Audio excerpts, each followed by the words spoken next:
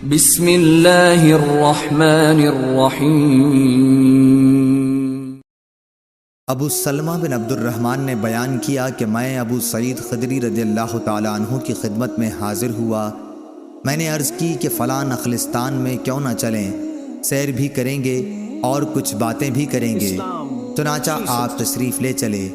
ابو سلمہ نے بیان کیا کہ میں نے راہ میں کہا کہ شب قدر سے متعلق آپ نے اگر کچھ نبی کریم صلی اللہ علیہ وسلم سے سنا ہے تو اسے بیان کیجئے۔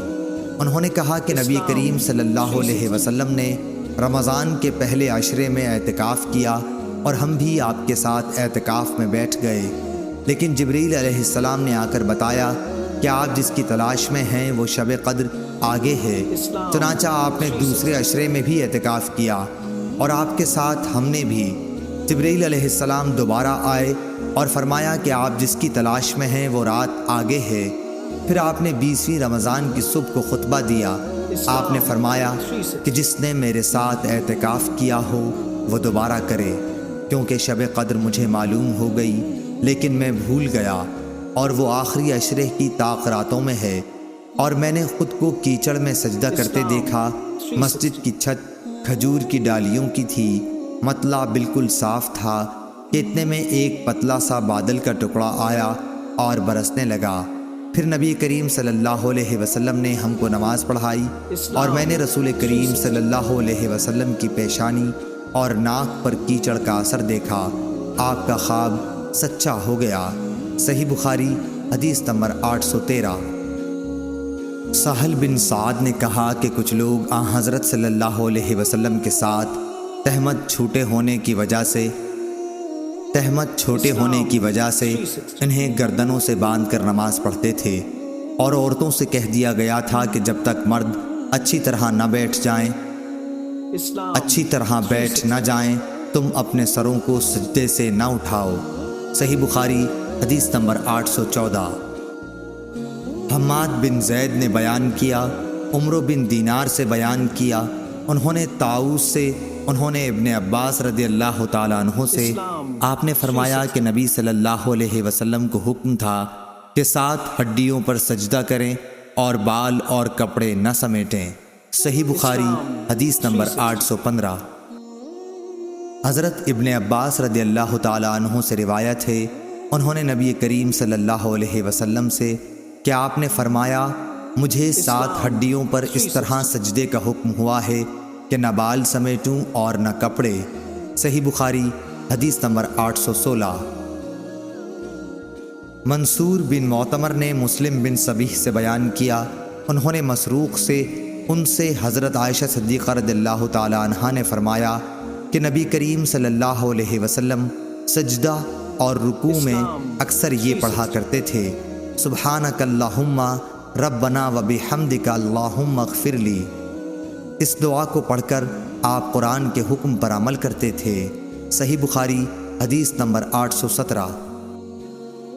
حماد بن زید نے ایوب سختیانی سے بیان کیا، انہوں نے ابو قلابہ عبداللہ بن زید سے کہ مالک بن حویرث رضی اللہ تعالیٰ عنہ نے اپنے ساتھیوں سے کہا کہ میں تمہیں نبی کریم صلی اللہ علیہ وسلم کی نماز کیوں نہ سکھا دوں؟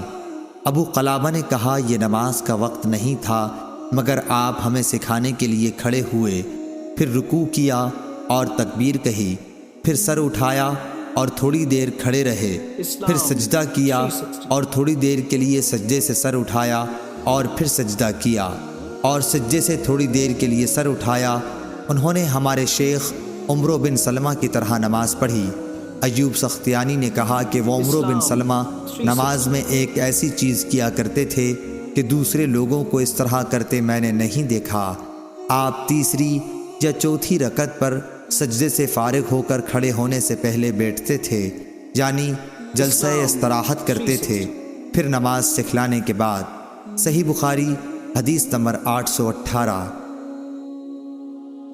مالک بن حویرث نے بیان کیا کہ ہم نبی کریم صلی اللہ علیہ وسلم کی خدمت میں حاضر ہوئے اور آپ صلی اللہ علیہ وسلم کے یہاں ٹھہرے رہے۔ آپ صلی اللہ علیہ وسلم نے فرمایا کہ بہتر ہے تم اپنے گھروں کو واپس جاؤ، دیکھو یہ نماز فلاں وقت اور یہ نماز فلاں وقت پڑھنا، جب نماز کا وقت ہو جائے تو ایک شخص تم میں سے اذان دے اور جو تم میں بڑا ہو وہ نماز پڑھائے۔ صحیح بخاری حدیث نمبر 819۔ ابو احمد محمد بن عبداللہ زبیری نے کہا کہ ہم سے موصر بن قدام نے حکم عتیبہ کوفی سے، انہوں نے عبد الرحمن بن ابی لیلہ سے، انہوں نے برا بن عازب رضی اللہ تعالی عنہ سے، انہوں نے کہا کہ نبی کریم صلی اللہ علیہ وسلم کا سجدہ، رکوع اور دونوں سجدوں کے درمیان بیٹھنے کی مقدار تقریباً برابر ہوتی تھی۔ صحیح بخاری حدیث نمبر 820۔ حماد بن زید نے ثابت سے بیان کیا، انہوں نے حضرت انس بن مالک رضی اللہ تعالی عنہ سے، انہوں نے فرمایا کہ میں نے جس طرح نبی کریم صلی اللہ علیہ وسلم کو نماز پڑھتے دیکھا تھا، بالکل اسی طرح تم لوگوں کو نماز پڑھانے میں کسی قسم کی کوئی کمی نہیں چھوڑتا ہوں۔ ثابت نے بیان کیا، حضرت انس بن مالک رضی اللہ تعالیٰ عنہ ایک ایسا عمل کرتے تھے جسے میں تمہیں کرتے نہیں دیکھتا۔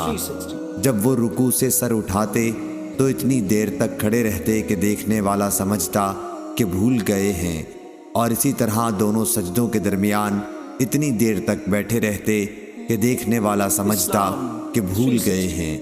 صحیح بخاری حدیث نمبر 821۔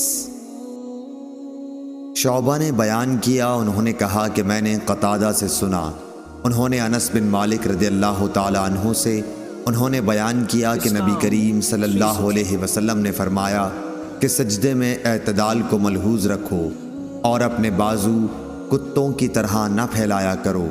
صحیح بخاری حدیث نمبر 822۔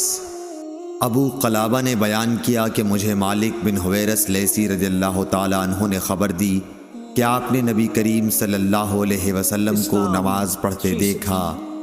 آپ صلی اللہ علیہ وسلم جب طاق رکعت میں ہوتے اس وقت تک نہ اٹھتے جب تک تھوڑی دیر بیٹھ نہ لیتے۔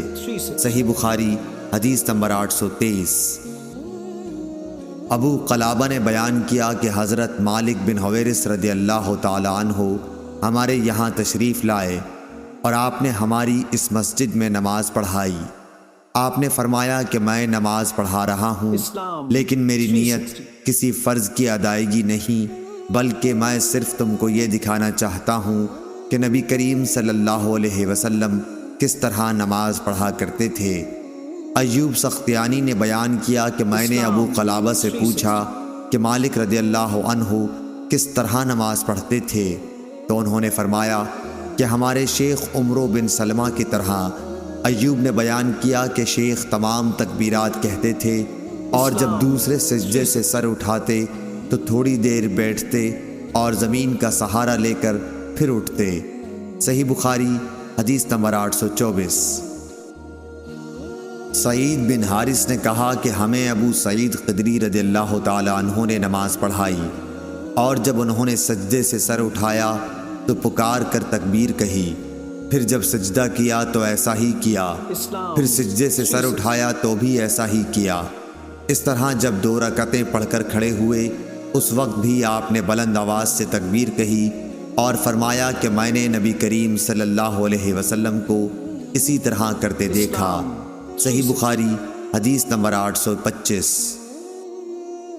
غیلان بن جریر نے بیان کیا، انہوں نے مطرف بن عبداللہ سے، انہوں نے کہا کہ میں نے اور عمران بن حسین رضی اللہ تعالی عنہ نے علی بن ابی طالب رضی اللہ تعالی عنہ کی اقتداء میں نماز پڑھی۔ آپ نے جب سجدہ کیا، سجدے سے سر اٹھایا، 2 رکعتوں کے بعد کھڑے ہوئے تو ہر مرتبہ تکبیر کہی۔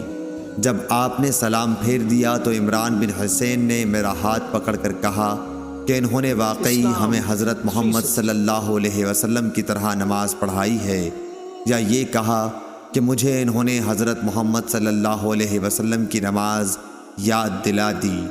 صحیح بخاری حدیث نمبر 826۔